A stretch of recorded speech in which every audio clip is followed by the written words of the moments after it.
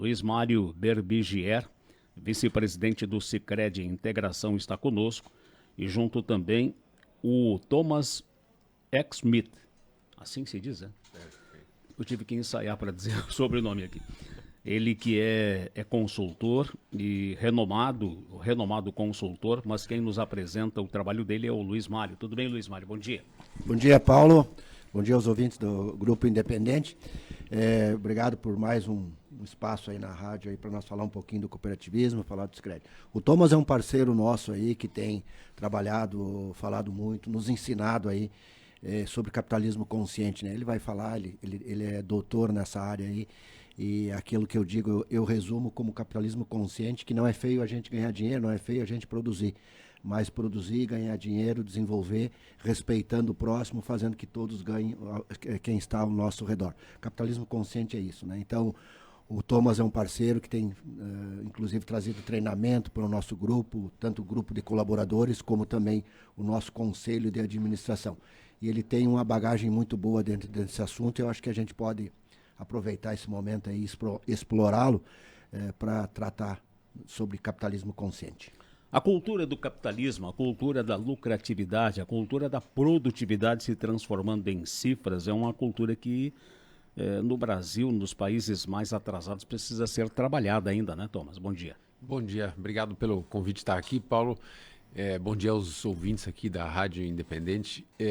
Essa ideia do capitalismo, né, de você só tirar, já está meio vencido, né? Uma coisa que já não serve mais, as pessoas já estão cansadas, você vê muita gente até pedindo demissão do trabalho, não porque já tem outro, mas porque não quer mais trabalhar desse jeito.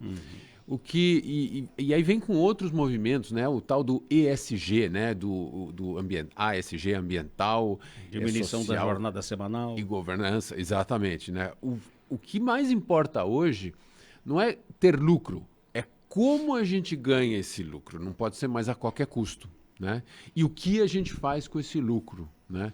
Então tem muitas empresas aqui no Sul, a gente tem a Gerdau que hoje está revendo, a Fundação Gerdau revendo a forma de fazer filantropia. Ao invés de fazer filantropia, dinheiro perdido, eles estão começando a investir mais em negócios de impacto social. Porque um negócio de impacto social gera emprego, ele não precisa receber a filantropia no ano seguinte, talvez ele deslanche e comece a avançar. E a filantropia, muitas vezes, você continua tendo que bancar todo ano a mesma quantidade para sustentar um caso, uma situação. E a gente vê essa grande mudança acontecendo, né? O cooperativismo de crédito com essa força, né, crescendo do Rio Grande do Sul, principalmente, para outros estados. E isso demonstra a necessidade da gente começar a produzir riqueza, gerar lucro de uma maneira diferente. E como se aplica no cooperativismo financeiro? É muito bacana, porque não só no cooperativismo financeiro, mas todo o cooperativismo, ele aplica, né? Eu gosto de falar que é uma das melhores expressões de um capitalismo mais consciente, porque o cooperativismo começa com uma intenção. A gente não está sendo servido de alguma maneira, a gente se junta. Então, as lideranças se juntam, que é o primeiro fundamento, ter lideranças conscientes, com uma causa, que é o propósito, de oferecer alguma coisa que a gente não tem na nossa região. Terceiro, a gente começa a trabalhar com todo o ecossistema. Então, a gente é interdependente, a gente reconhece que trabalhando junto a gente é mais forte. E quarto, a gente cria uma cultura forte, uma cultura responsável. A gente promove comportamentos que o desenvolvimento coletivo tem mais força para o coletivo. O cooperativismo por si só já é um trabalho social, né? Muito forte, porque quando você pensa numa empresa, o lucro normalmente é concentrado num investidor, às vezes o investidor é inclusive de fora do país, né? Quando você fala da cooperativa, a cooperativa é uma das poucas instituições preocupadas com a região, porque o dinheiro que é produzido, o lucro que é produzido é redistribuído. É um tal de cashback que tem uns bancos digitais falando. O cooperativismo tem esse tal de cashback há mais de 100 anos, né? Pioneiro, né? Pioneiro. Bom, falando mais um pouco sobre a percepção do consumidor, que vê as empresas, as cooperativas olhando também para esse caráter social e como que isso muda o poder de decisão entre escolher a opção A ou B quando percebe que uma dessas opções ela está justamente olhando para a sua região, para o seu cooperado. Aí eu acho que entra o papel da comunicação, que é muito importante, o papel da rádio de vocês que estão aqui.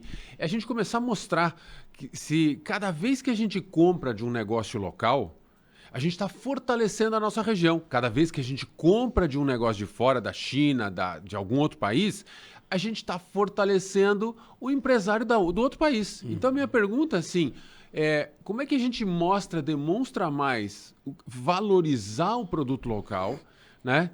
Para a gente crescer forte, porque se a gente compra menos daqui, a gente vai enfraquecer. Isso não tem a menor dúvida. E destacar a produção local, valorizar o local. E aí eu faço um convite para quem está escutando. Quando a gente consome de um pequeno empreendedor, a gente está ajudando a realizar um sonho. E o convite é, o que você daria para alguém te ajudar a realizar o seu sonho? Por que a gente não vai e compra de uma empresa local? Aliás, o gaúcho é muito bairrista, né? Por si só ele já ele gosta de privilegiar suas marcas. Isso. Mesmo algumas que colocaram na cabeça dele que eram produzidas aqui. É verdade. Né, Mas a região, né, Paulo, me permite aí colaborar um pouquinho também, né, Thomas? Mas a região nossa, ela é muito forte no cooperativismo, né? Não só de crédito, né, mas as cooperativas de produção. Nós temos uma Dália, uma Languiru, uma Sertela, enfim, outras cooperativas aí. Só na nossa região aqui nós temos 3 Sicreds bem fortes, né? Os maiores Sicreds do sistema financeiro brasileiro. Dentro do sistema Sicredi estão as cooperativas de crédito, nós, Teutônia e Encantado. Então a região aqui por si só ela é forte no cooperativismo. E a região onde existe o cooperativismo, a gente sabe que os índices no IDH, enfim, os índices sociais, educacionais, enfim, eles são melhores, né?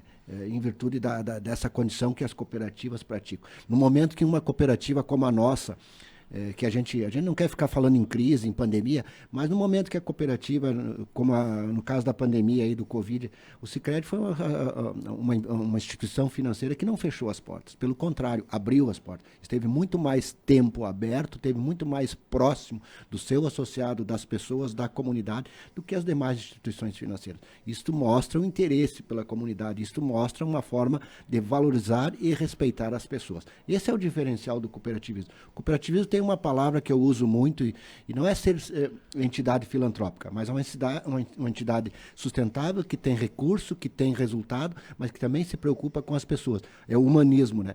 Enquanto o cooperativismo tiver o significado de ser humano, de se preocupar com as pessoas, nós vamos bem, nós vamos continuar crescendo. Thomas, a gente tem vivido no país nesse momento, apenas para a gente poder fechar, porque é uma fragilização das finanças das pessoas. De que forma que esse capitalismo consciente pode também ajudar nesse sentido, que a gente tem tantas pessoas necessitadas em função de tudo que a gente viveu? Acho que a gente tem que aproveitar esse momento e demonstrar e mostrar às empresas, às instituições que estão cuidando e ajudando, né? Para que as pessoas reconheçam isso.